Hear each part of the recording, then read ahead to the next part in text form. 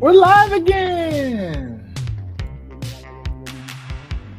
That's right. We're hooked. The good news is we're live. It's also recording.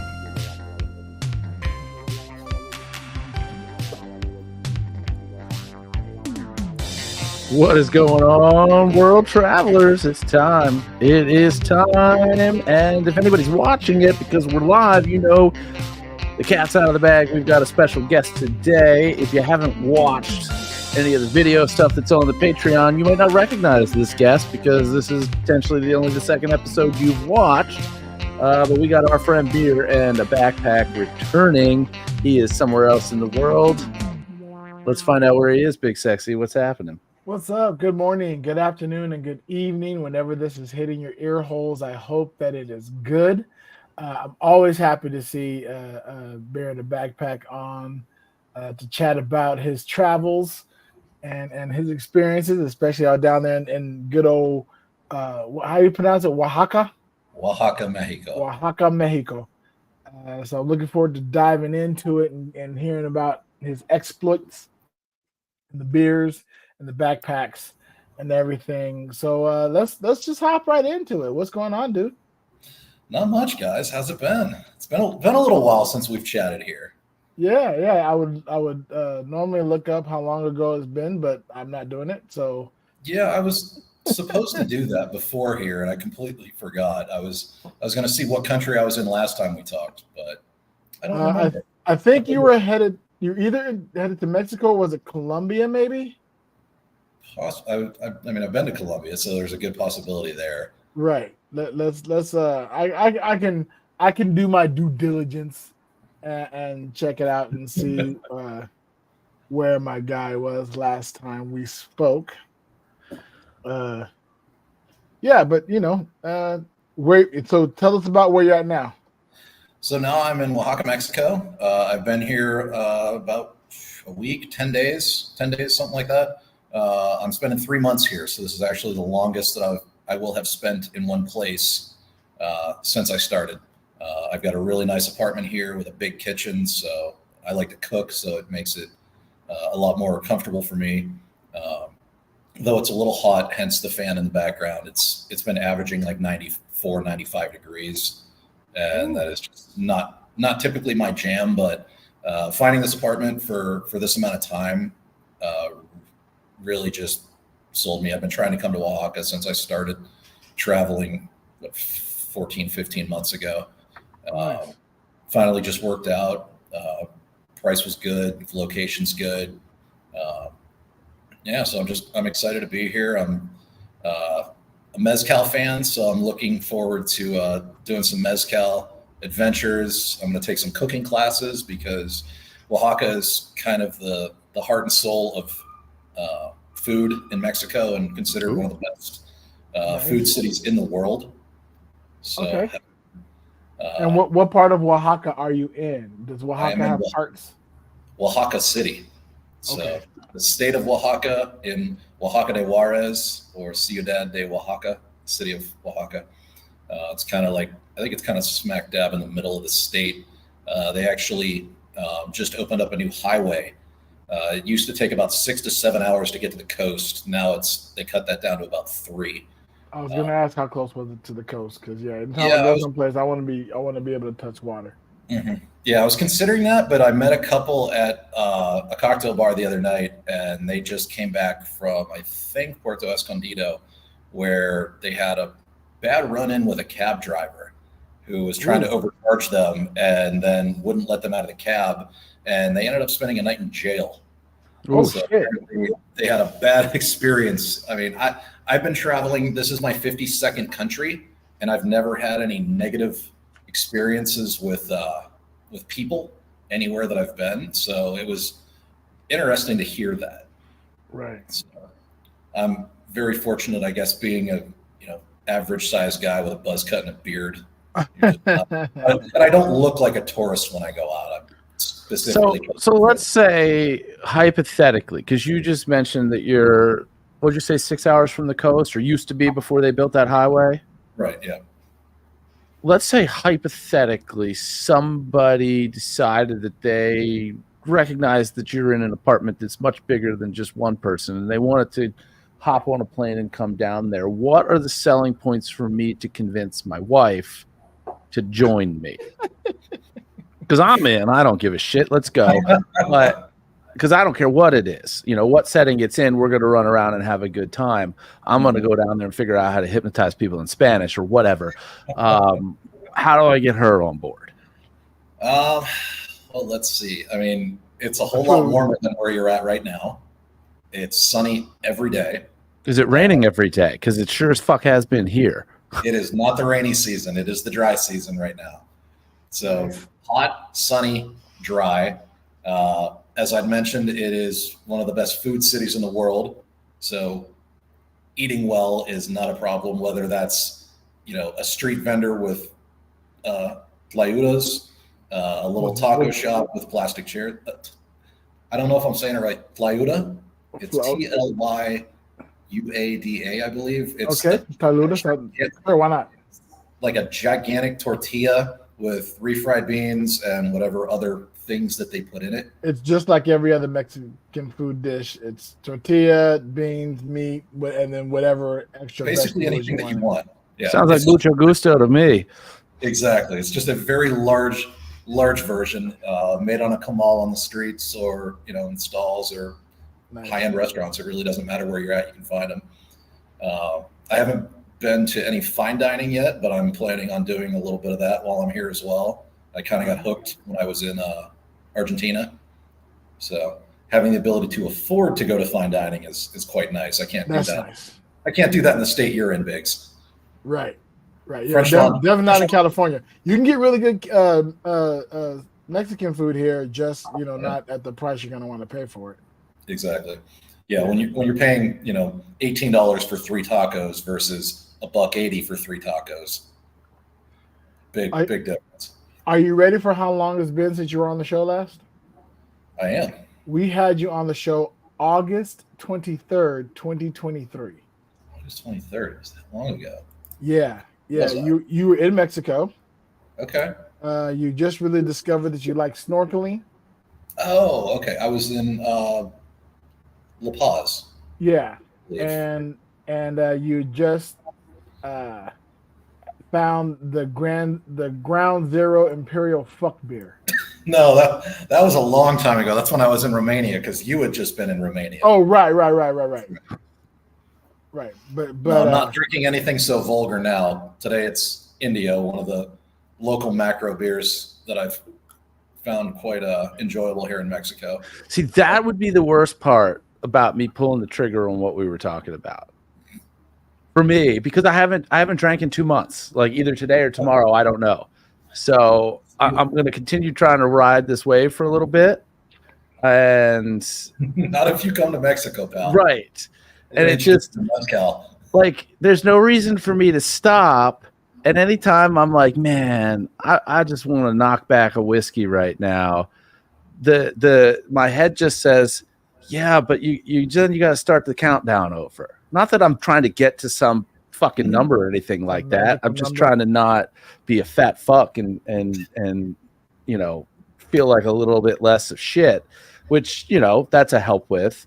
I certainly have not made any changes in the types and amount of food that I'm eating. I'm saying diet, exercise, any of the other things. Piece by piece, all right? I have been going to the gym pretty consistently for 2 months. I haven't been drinking for 2 months, all right? And, I understand that there's more to it than that, but we got that part covered. Right. It's that portion control that's the hardest part. Yeah. That's it. I've been trying to do the same thing here. It's when you're traveling, it's hard to. Well, how do you not eat 50 tacos when 3 of them cost you $2? It's hard, man. I have to be responsible, and I'm not always. Right. Or I just drink enough that it's like, oh shit, I forgot to eat today. And sometimes that happens. Sometimes, I mean, though I did pay way too much money for some tacos last week, but they were spectacular. Nice. But at the $18 price, that's like 25 tacos or something. That's crazy. No, these weren't that cheap, but they were fantastic. No, I'm talking about the ones that you were just talking about, the three for $2 or whatever. Something like that. Yeah, it made about $1 a piece usually. And when you say when you throw that price out there, because you're not in the U.S., it's not a tipping culture, right? You're just paying what you're paying. Or is that just Europe? You still tip, but it's like maybe 10, 15%, if that. I think Mexico is a tipping culture. Yeah, it's not a relying on tipping culture, but it's one where it's like tipping culture should be. You tip for good service. You throw a little bit here and there. It's not, I paid $100 for my bill and I'm going to pay an extra 30 for my tip. Right, which is ridiculous. Yeah, I do love Europe's no tipping. Like the price is the price. Mm-hmm. It is what it is. But you also get the service that you get. So yeah, But I mean, it's still good service, and they're not having to work extra hard, and they don't feel bummed out if you don't tip. They just because tips not coming. Like I'm actually tipping our street sweeper now because garbage collection here is ridiculous. How do you mean? You separate it between organic waste and inorganic waste. So like fruit peels and food waste goes in one bag or in one container, and other waste goes in another. And the garbage trucks don't stop and pick up like garbage cans in front of your place. People actually line up and wait on the corner at like 5:30, 6 a.m. to meet the garbage truck to have them take their stuff. Oh, wow. Yeah. I heard that and I was like, yeah, I ain't doing that. Yeah. Is it a situation where you can pay somebody to do that? So they have people that are street sweepers. Literally, they push giant carts with big, garbage bins on them. Mm-hmm. They've got brooms and they sweep the street. They keep it very clean. And there's a guy that sweeps in my neighborhood. So in the morning, when I've got a bunch of, garbage to throw out, I poke my head out the window a few times in the morning to see if I see him. And if I see his cart on the corner, I run out and I learned how to say, is it possible? Can you take my garbage in Spanish? What's garbage in Spanish? Puedes tomar mi basura? Basura. Basura is trash. Yeah. Basura is trash. Yeah. So that essentially translates to, can you take my garbage?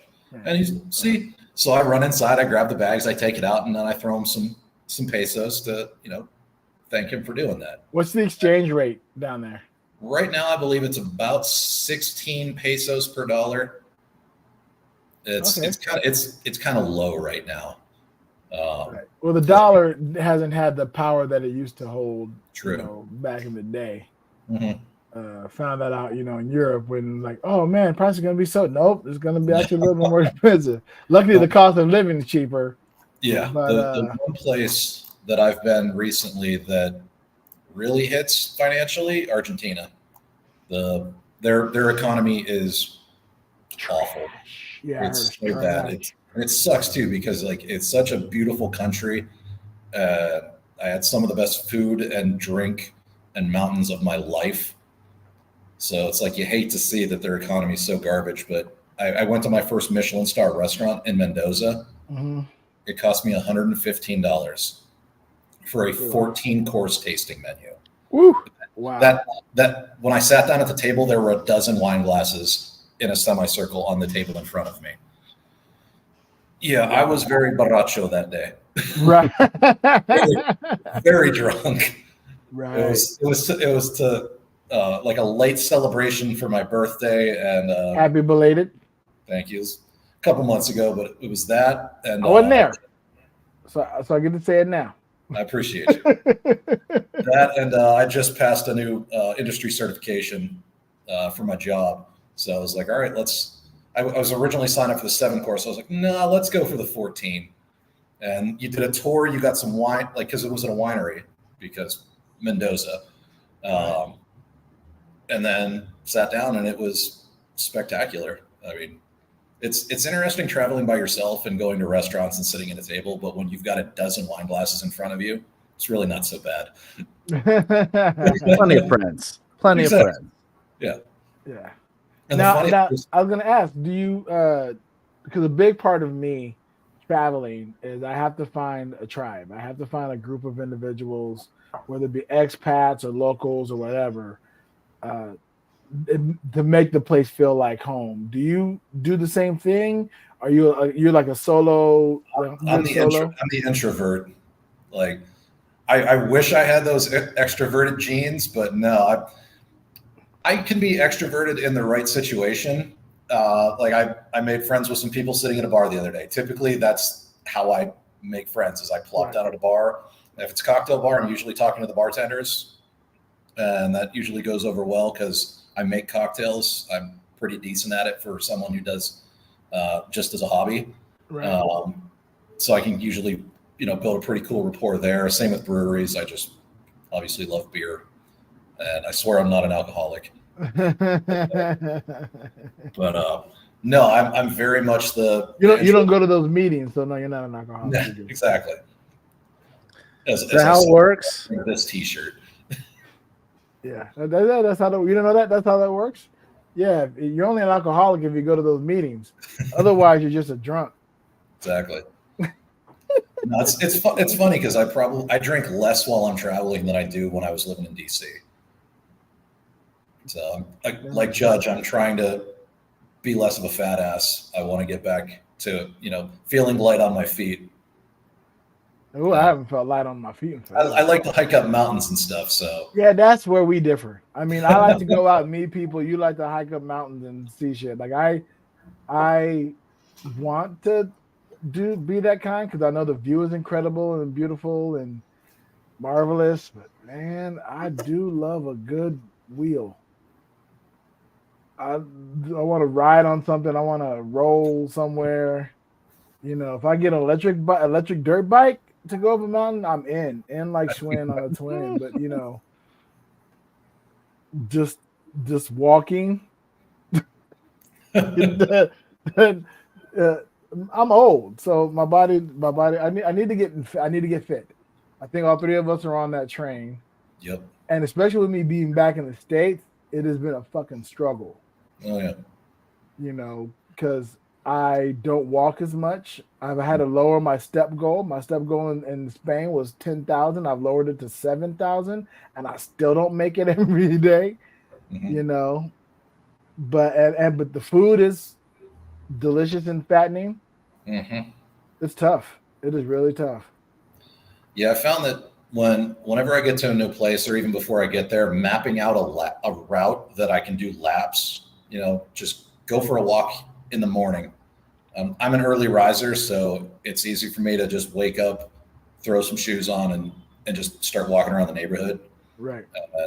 I actually I bought dumbbells here and a yoga mat. Okay. One of the places I stayed had dumbbells, and I kind of put together a little workout program for myself. And I actually enjoy doing it, which is not something that I've ever said about exercise. I didn't like working out when I was an athlete in high school. It's like, you think I'm going to like it now? No. Now, question: when 3 months time is spent, and you come up to 3 months, are you traveling with those dumbbells? You're adding that weight to your luggage, or you're gonna donate them back? I wish I could, because I spent $75 on the damn things. And they are like, I think they're 6 kilos, so they're like 13 pound. Like, they're not even heavy, but they're nice dumbbells. But $75. So I'm like, I got to do it. I came here. But part of the reason that I wanted to spend 3 months here is because I've been most places 4 to 6 weeks. And I was like, I want to stay somewhere a bit longer that I know has good food. I should be able to get good produce when I go shopping so that I can cook relatively healthy in the apartment. And I was like, I need dumbbells. I'm not the type of guy that wants to go to a gym and work out. I'm lazy. I want to work out in my apartment in front of my computer and just do it here. And so far I've been doing it. I've been here, like I said, a week and a half. I got 3 lifting days and 2 yoga days is my goal for each week. And then the weekends are just wander around. Like, I did over 9 miles walking around the city on Sunday. Wow. Yeah. What type of sites have you seen? Like, what's stuck in your mind? Here, I haven't seen much. Like, I've been to the center. The Zocalo is El Centro. So it's like a lot of Mexican cities have El Centro, the Zocalo here is what it's called. You'll have Plaza de Armas. There's a lot of places that you'll see is like the main square, and it's just like there's usually a gigantic church and a shitload of restaurants and shops and bars and just that sounds very much like Malaga. Yeah. Malaga Central. Yeah, I think that's the Spanish culture. It's a cool vibe. There's always a ton of people out. The nice thing here that I do is there's not a lot of people trying to sell you shit. Like a lot of times you go to the center and there's people standing outside the restaurants with the menus and they're trying to get you to come into their place. And I hate that. There's the people trying to, get you on tours if you're walking down the Malecón, on a beachside place. And there wasn't a lot of that. I was really impressed. Granted, I was here. It was Holy Week last week for leading up to Easter, and Mexico, very religious country. So very much. But yet, surprisingly, a lot fewer fireworks than I expected. Like the other places in Mexico that I've been were just littered with fireworks all day, every day. And it's not like the big, pretty explosions. It's just bang, popping everywhere you go. Bang, bang. So what the hell is happening? They're like, yep, it's basically a religious holiday every other day. So somebody's setting off fireworks for no reason, but to celebrate whatever religion they're celebrating. In Mexico, are the stores closed on Sundays, like the grocery stores and stuff like that? Not really.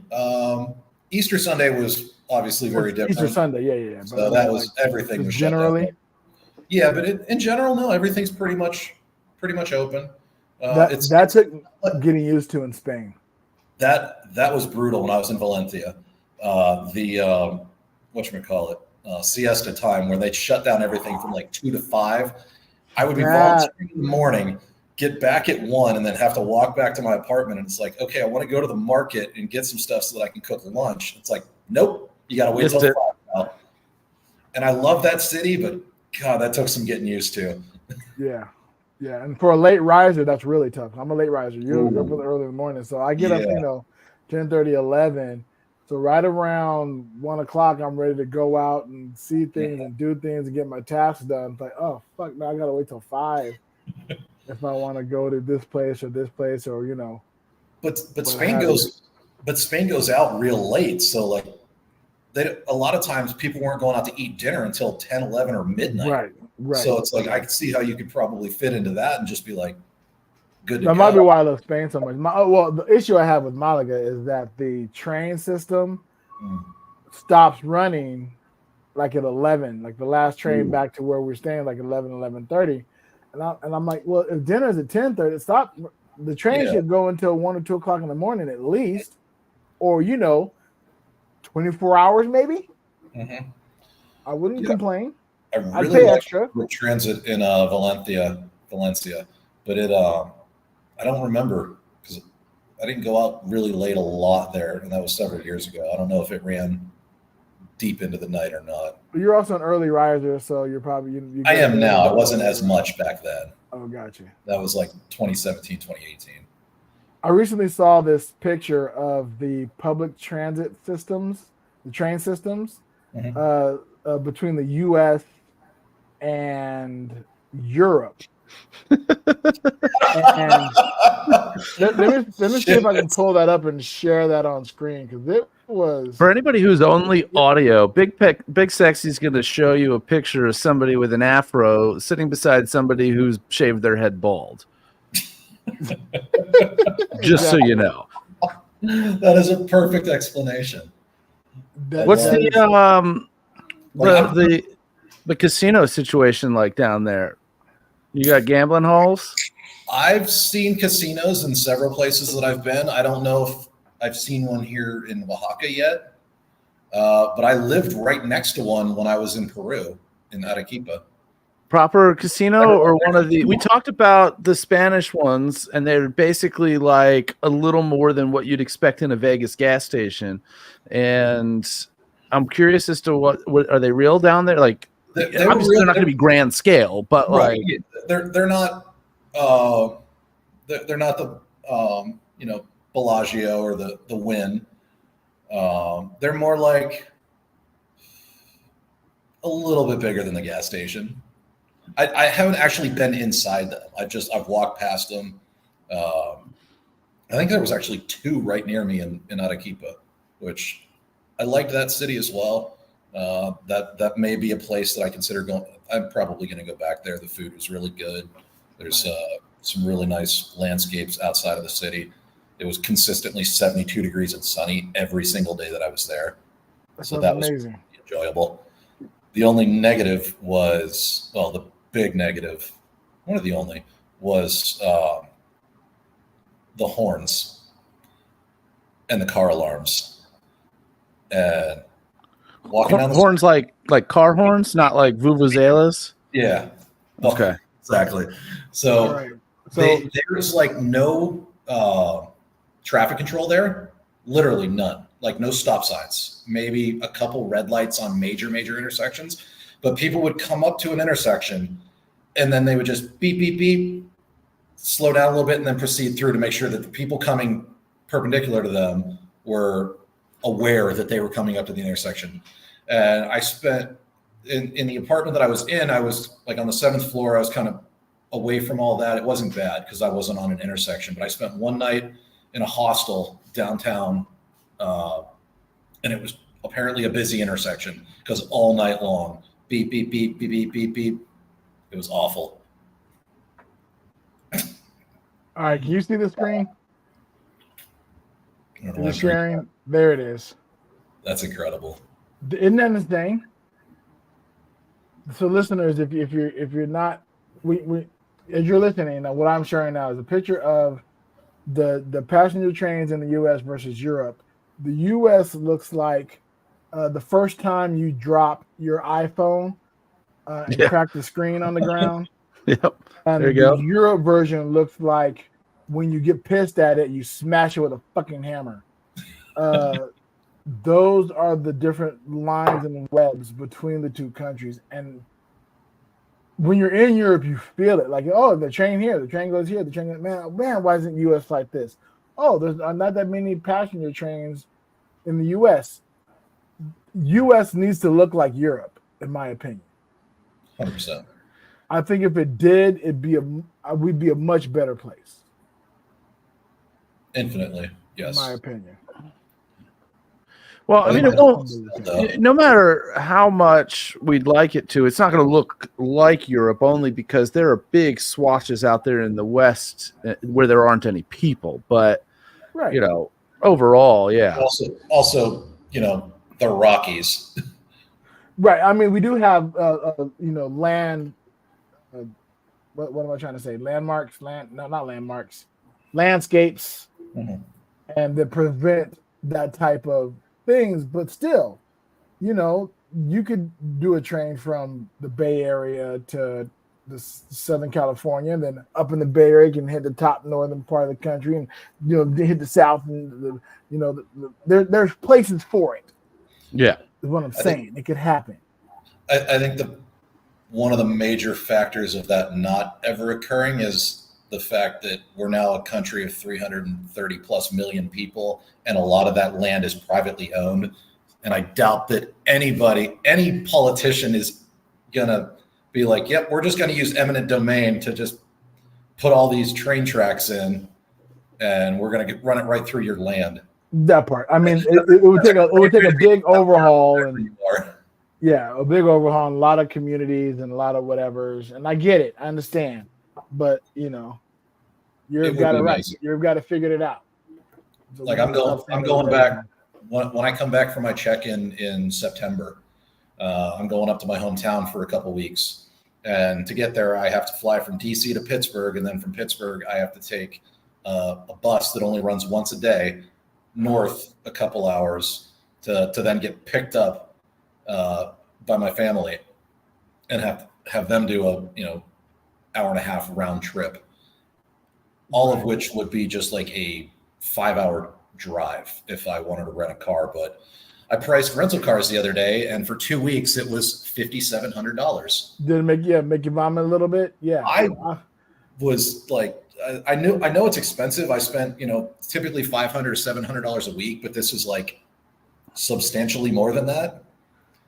Wait, let's talk through your itinerary. Where are you flying to? So I'll be back in DC to do my typical. I just booked this the other day.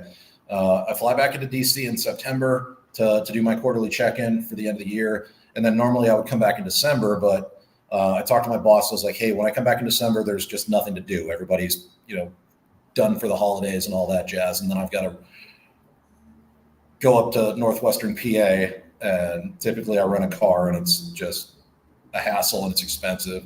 So this time I booked a round trip flight from DC to Pittsburgh because I'm going to go back to DC in October because speaking of drinking, I want to go back for Snallygaster. It's the biggest beer festival on the East Coast. Snallygaster. That's a name. It's an awesome name. It's a phenomenally well-run event. 200 brewers, 400 plus different beers. It's spectacular. And I missed it last year, so I want to make it back for it this year. But yeah, so I'm flying up to Pittsburgh because the bus only runs once a day. I've got to spend a night in a hotel that night. Shout out to my Chase Marriott card for giving me a free night, which would have cost me over $400. So getting that free night credit, taking advantage of that. But the bus trip was like $70 round trip on Greyhound, which it's like an hour and a half drive to where I get dropped off. So not too bad. See, I was trying to finagle some way to get you to the States a couple weeks earlier. You fly into Rochester. I pick your ass up. I drive you back down when I have to come back down. But that's not going to really work. That doesn't sound like that's going to work. Yeah, I'll be in Peru at that point. I believe that's my flight coming back where I've got LATAM Premium Business where I got the lay flat seats. I've had that once before going to Argentina, and it's awesome when they bring you a menu of like, these are your choices for what you'd like to eat or the wines that you would like. Like, okay, I can get down with this. Yeah, I'll tell you, if I don't end up coming to Mexico and breaking the streak, I'm probably doing it on my flight to Egypt for exactly the same reasons, because we've got the little pod things at least on our flight to London, and then we're just in normal, like a business first class type of thing on our way to Cairo. But again, it's like when you're in London, we're going to stop being friends. What's that? If you don't get drunk on the way to London in that pod, I'm going to be mad at you. Yeah, because I mean, it's literally just like an invitation to Pound Town, not in the sexual way, the drinking way. So Pound drinks down. Yeah.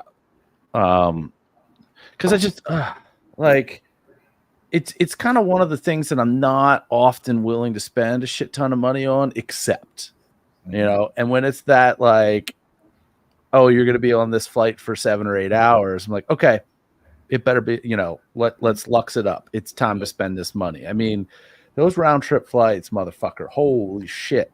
For 2 people, I spent more money on the flights than on the rest of the itinerary. And the itinerary is ridiculous. Wow. Part of the price of that itinerary being so cheap is that it's a bigger group, but still. Yeah, I have not paid for either of my lay flat seats. They're all on credit card points. Huge fan of that. Yeah, we're looking to get up to traveling enough to get points, on the credit card and moving in that fashion in that way, so we can start taking advantage of that type of thing. Right now, it's just we got to pay for it the way we got to pay for it, right? And slowly build that credit up. Yeah, we just tried to pay for. We're changing our flight tickets from back to Spain from April to May. We've been trying to make that change for a month. All we need to do is just a $200 per person change fee, and then we need to add the dog. And we've been trying for a month to just give this airline $600. And the first time we called, the system was down. They weren't able to make payments, and we called back, and it still was having an issue with the links. And every time we're like, "Okay, we have the money now. Let's pay for it now."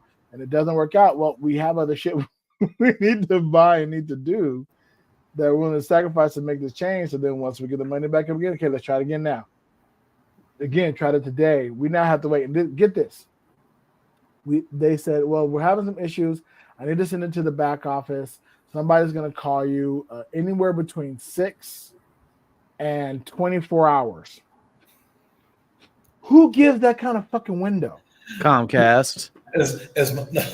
Comcast is probably way better. I'm convinced that there are no companies run more poorly than airlines. You're right.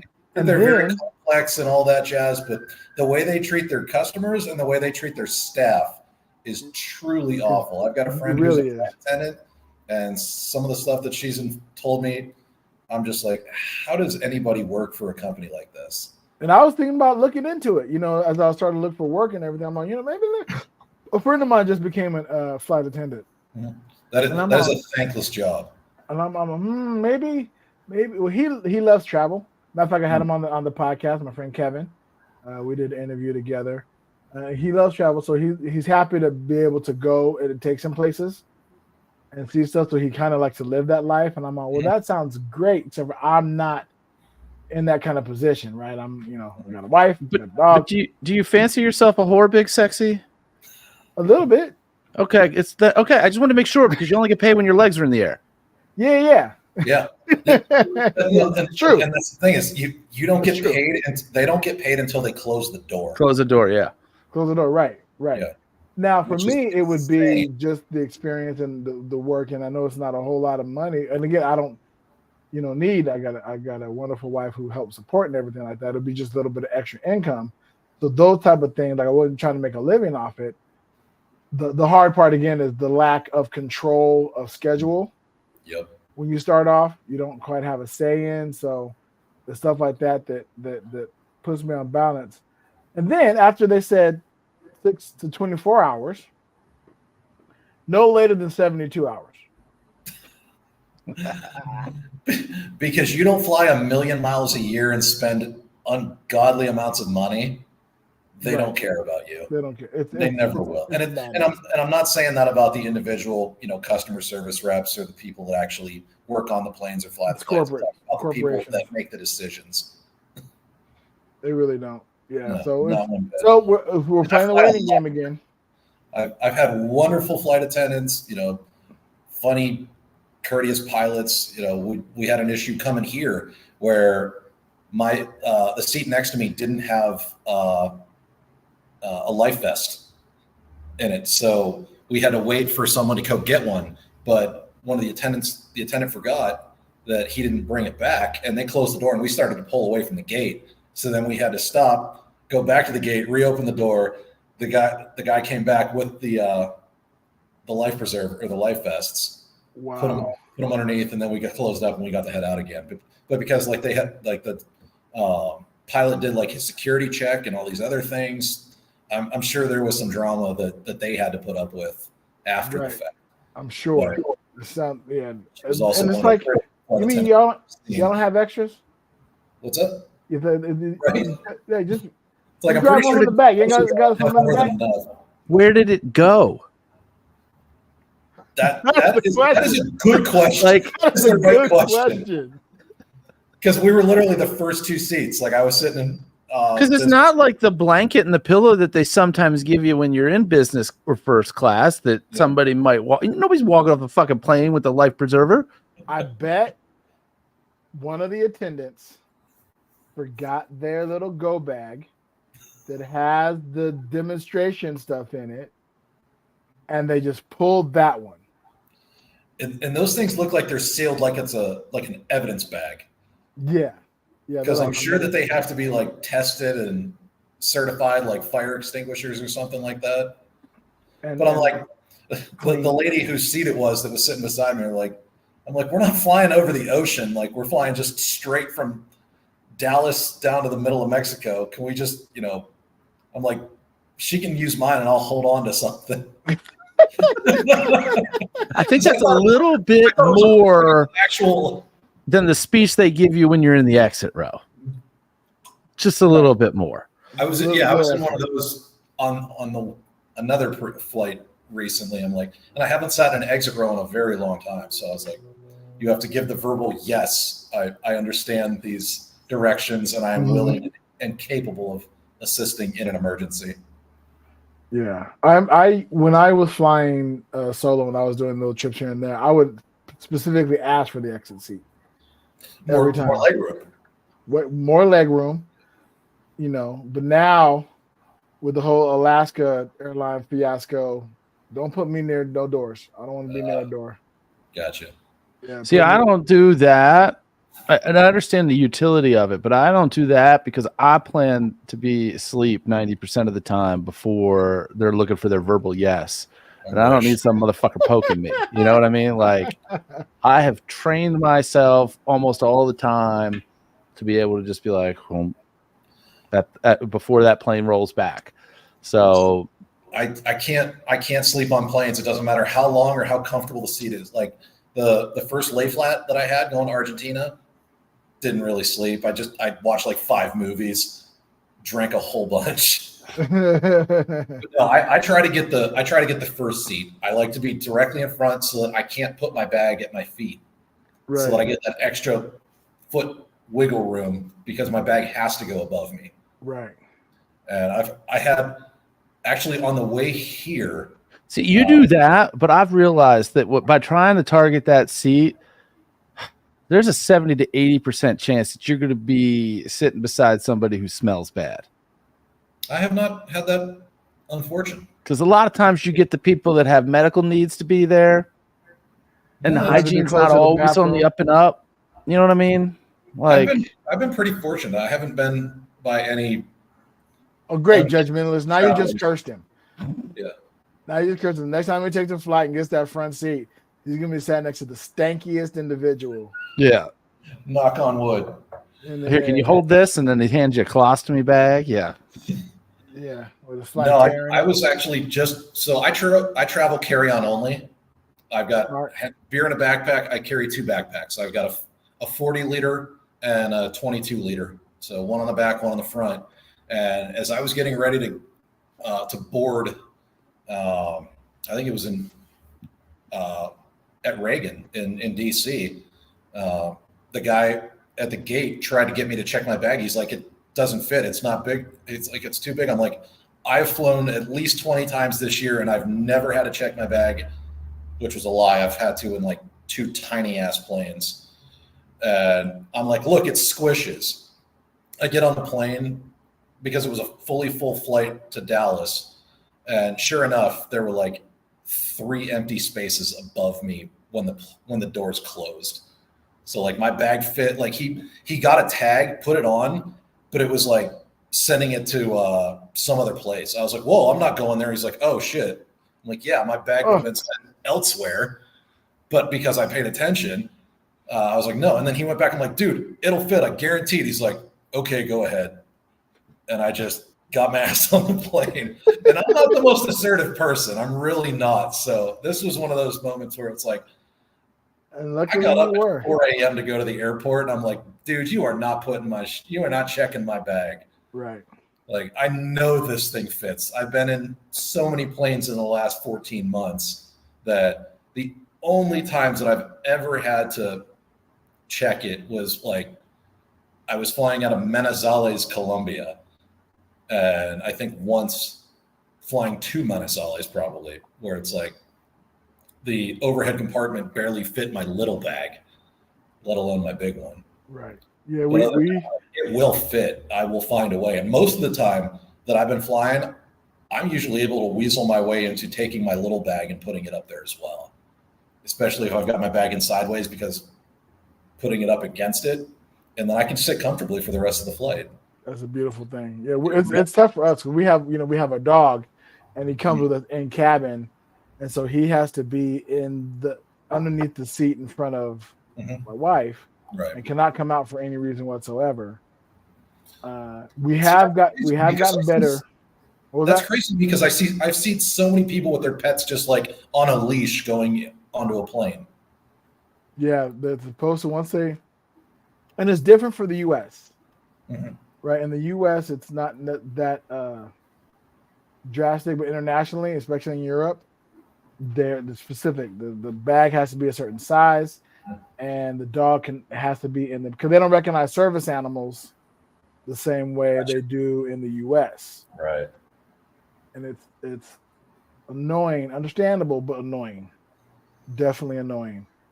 And we've gotten better. We've limited down to 3 check bags, 2 carry-ons, and 2 personal items. That's pretty much what we travel with now. Mm-hmm.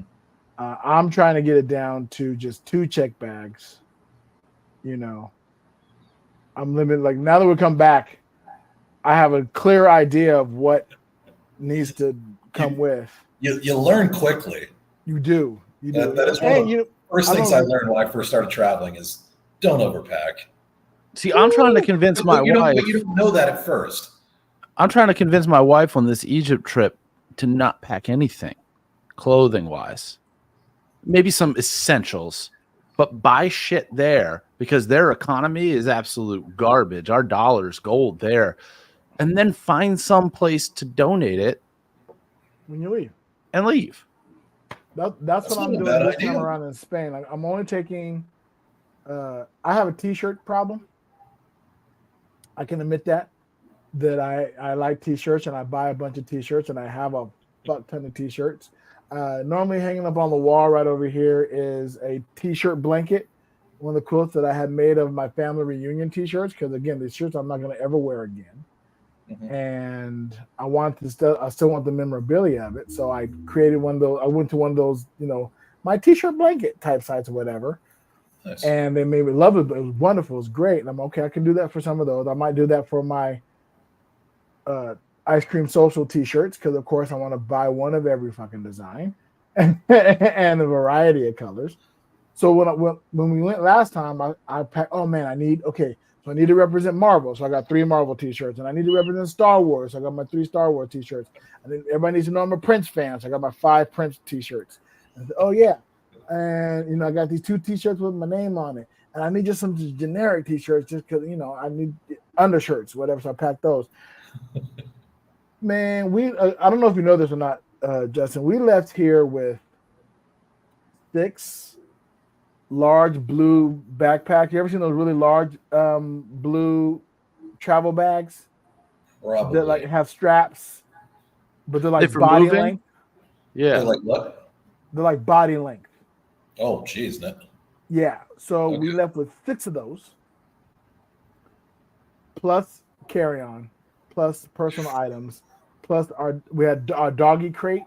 We had a large doggy crate. So we had.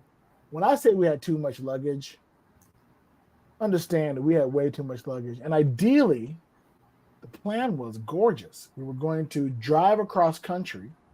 So we put all the luggage in the car. Mm-hmm. No worries there. Then we were taking a boat from Miami to Barcelona, both some-way baggage. Got the luggage there. And we're going to bring a wagon with us. To lug it from the port to wherever we needed to go. So we're good. Well, we decided to sell our cars to for fun, because didn't need the car. We weren't sure what we're going to do when we got to Florida. And then suddenly the cost of renting cars, as we talked about earlier, fucking rocketed. Jesus. And so we could not rent a car. It was going to be like $3,000 to rent a car from California to Miami. Think about that for a second for what I said earlier. $3,000 to go from California to Miami. I wanted one to go from DC to Pennsylvania, $5,700 for 2 weeks. That's insane. And I've got President's Circle. It hurts. Right. It's insane. I want a credit card. I'm like, how is this a thing? It's insane. So obviously we weren't doing that. So that meant we had to look at airfare, which means now we got to look at weight, which means a lot of the things we thought we were going to bring, we weren't bringing. And of course, we plan on moving. So we're bringing like everything we thought we needed. Fuck, we didn't need that whole other shit. When we got to Spain and we were there for a while, and what I absolutely realized, they have stores. Oh, wait, I didn't need to bring all these batteries. They had batteries in stores. I didn't need to bring, I don't need to bring 14 pairs of underwear. And you know what that is? That's the lesson that you learn when you do your first big nomad experience. Whether you're digital nomad or just backpacker or whatever, when I first sold my house, my car, and all my stuff in Pittsburgh to go travel around the world and volunteer and do all that jazz. I had a 65 liter and a 35 liter. So I had literally 100 liters of backpacks that were bursting at the seams. Right. And I made my way down to Costa Rica. And then on the way back from Costa Rica, I stopped in Florida for a night on my way to Valencia. In Fort Lauderdale, I sent home probably 25 to 30 pounds worth of stuff from my backpack because it was just completely unnecessary. Right. And then when I made it to Croatia, I mailed even more stuff home. A little bit longer, like a couple months later, by the time I hit October, because I'd left in January, by the time I hit October, I left my backpack and my sleeping bag, which God knows why I was taking a sleeping bag with me. You don't know, you're afraid. I left that just in case mentality. Yeah, with just in case I literally have it in my best practices travel tips of, just in case is heavy. But I made it to Germany to meet up with my best friend from high school. He was stationed not too far from Ramstein Air Force Base at Kaiserslautern. We were going to Oktoberfest together, and I left my 65-liter bag and sleeping bag with him, had a new bag shipped to him because he was living on the Army base. It was just like sending it domestically. So I was able to get my current bag shipped to him, and I've been using that one pretty much ever since. Osprey Farpoint 40-liter with the zip-on 15 day pack. Spectacular bag. I actually had a new bag that I started this trip with and then replaced it with the old bag because it was bigger and way more comfortable. Right. Oh, by the way, did I mention that these body length blue bags don't have wheels? Oh. And so lack of wagon and trying to carry them. And so we had them all the way from, when we finally got to Barcelona with all this fucking baggage off the cruise ship, and we finally got to our hotel, the first thing we did is went through all of our bags and donated 2 big trash bags worth of clothes of shit we did not need anymore. Like, I don't need this. Let it go. I don't want it. I'm not packing it. I don't need to take it with us. Let it go. So that was step one. So then that cleared out maybe about one and a half of the big blue bags. And you've never missed any of those things since the day you donated them, have you? No, I can't even tell you what was there, and Same. I don't care. Right now, so we moved from Barcelona to Malaga, and my listeners have heard the horror that was the Malaga train station, because we took the train, and we got to Malaga at night, the last train in, and they don't have luggage carts at Maria Zambrana train station. And so we had to lug our baggage was all the way in the very last car. So we had to lug these 6 full big ass bags all the way from the back of the cart into the train station. Now, once we finally got to Torremolinos, because we took all the shit with us, we finally got to Torremolinos. We mailed back 23 kilograms worth of stuff. That's when we got to Torremolinos. It's incredible that you had that much with you. Right before we left Torremolinos, we mailed another 23 kilograms worth of stuff back to the U.S. I feel like I travel with a lot of stuff with my bags pretty much jam-packed. I've gotten really good at packing them. But then I know Judge can roll through with like what he's wearing and a wallet, and he's good to go. You're traveling heavy now, aren't you? Because you're carrying a pack of cards in one of your pockets. No cards. No more cards. No fucking cards. No card magic. No. Now he has recording equipment. What, have I been gone that long? Oh, it's like still on the ceiling on the wall in Pittsburgh. Oh yeah. After the Rage concert, that whole pack of cards is up on the fucking ceiling in PPG Arena, maybe. No, I'm almost exclusively hypnosis now, so I don't even have a pack of cards. They don't even. So when I was playing poker back in the day, pre-pandemic, I went to Vegas for a week to play in a WSOP event. And when I got there, I realized that I didn't pack any pants or shorts. Shorts was the important thing because this is, Vegas. June, July.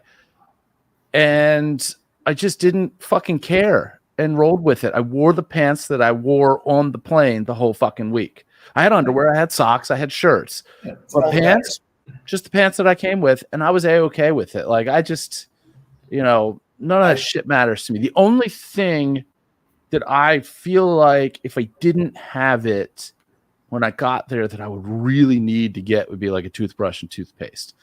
Like, if I just hopped on a plane raw, wallet and credentials, because obviously you might can't get arrested, right? I'd make it work, Yeah, when we were in Romania, and we had to buy ourselves an extra day and went to England for a day. We're able to put everything in my backpack, everything, what the wife was gonna wear, what I was gonna wear, toiletries. Everything fit in the backpack, and I loved it.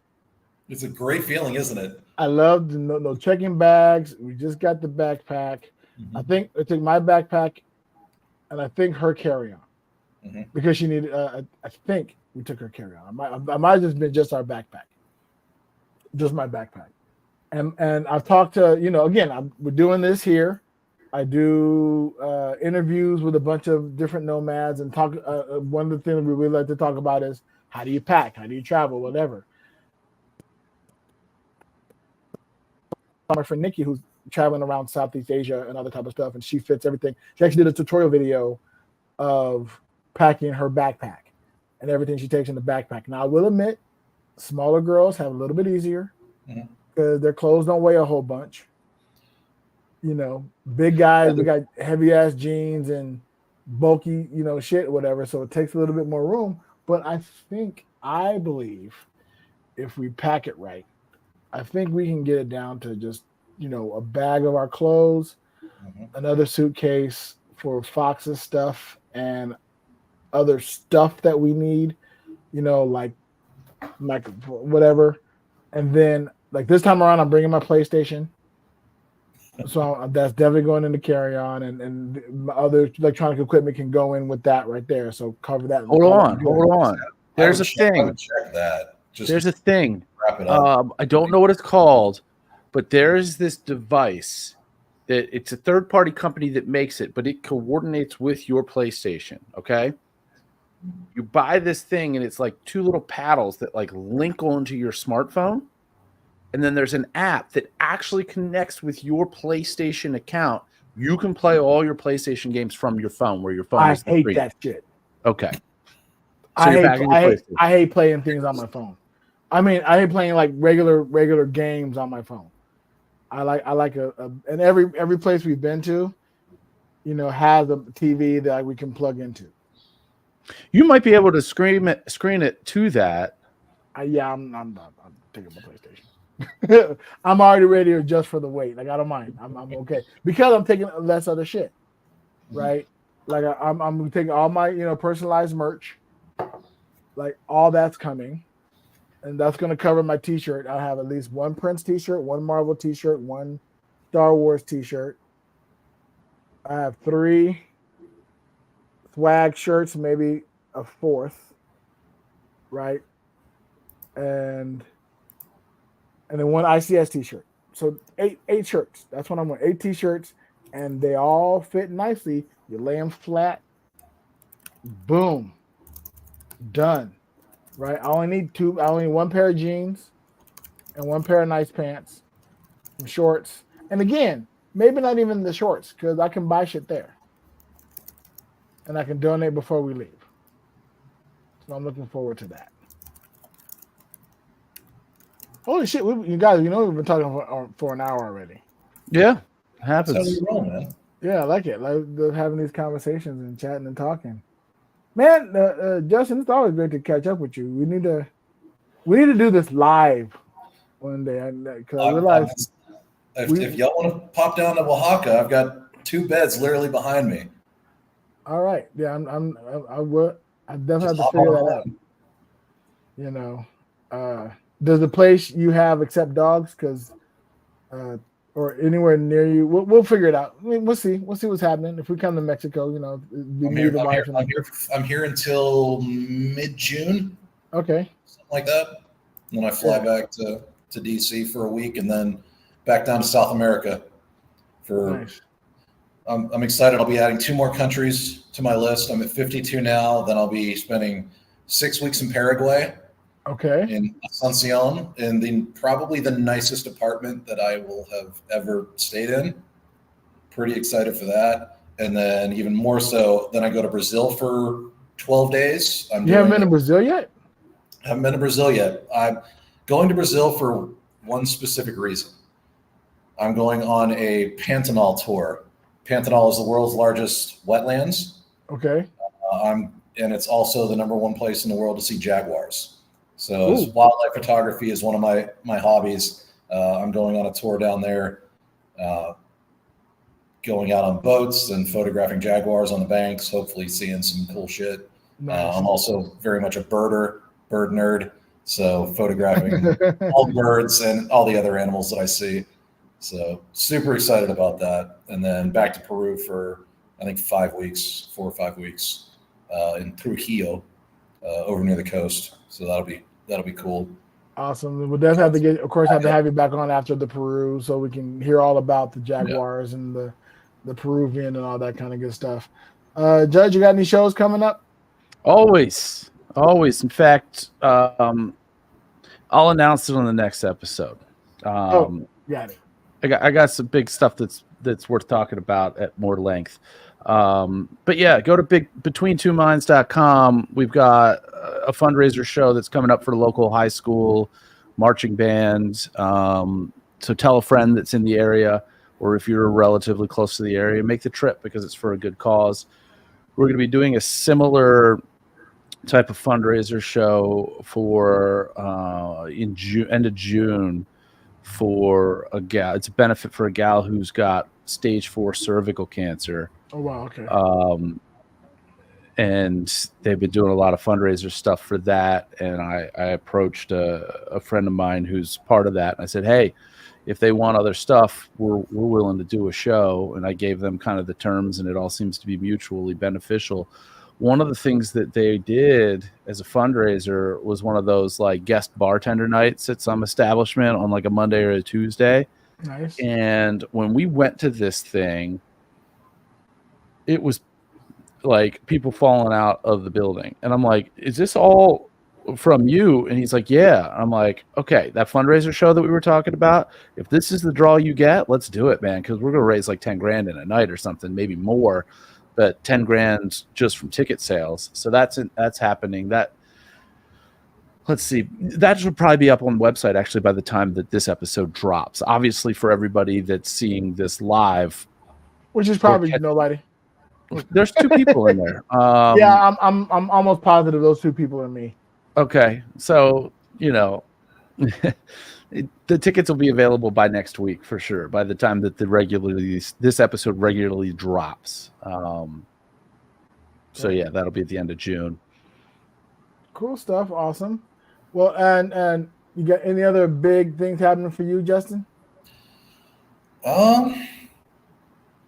Not really. Like I said, I got a couple buddies coming down here to visit. We're gonna do some mezcal touring, couple like cultural local tours as well. Small village, some ruins, things like that. Nice. The big thing this year is the Jaguar tour in Brazil, and trying to figure out what I'm going to do October until Christmas. I may come back to Mexico. I don't know. I heard the south of Spain is nice. Ooh, is that when you're going to be there? Yes.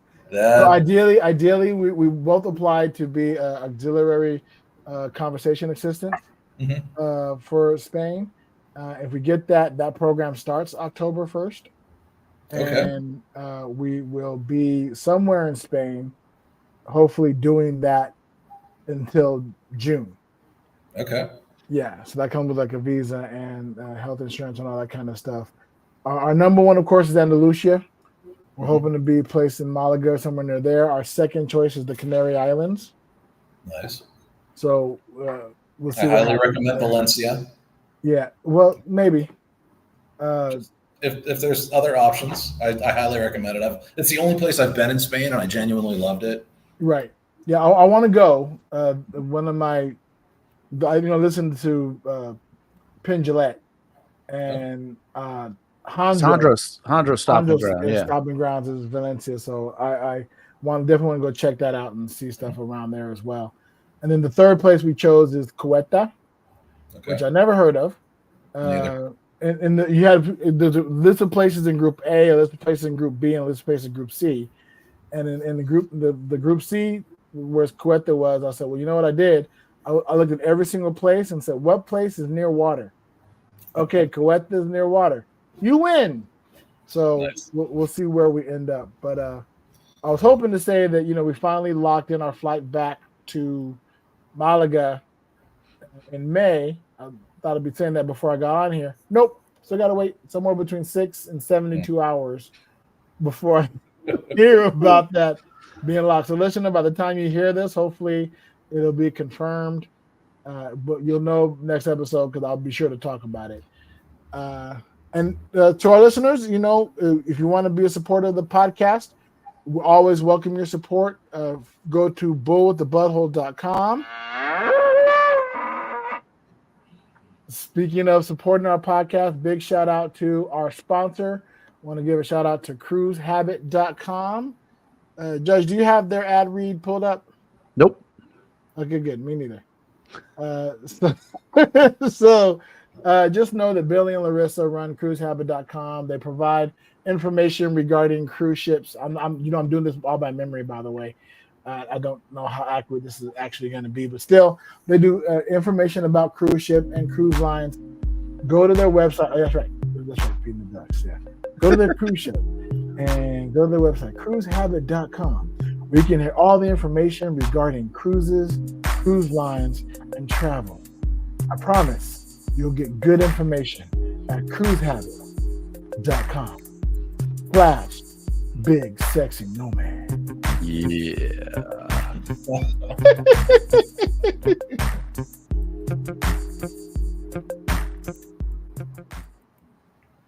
And in the meantime,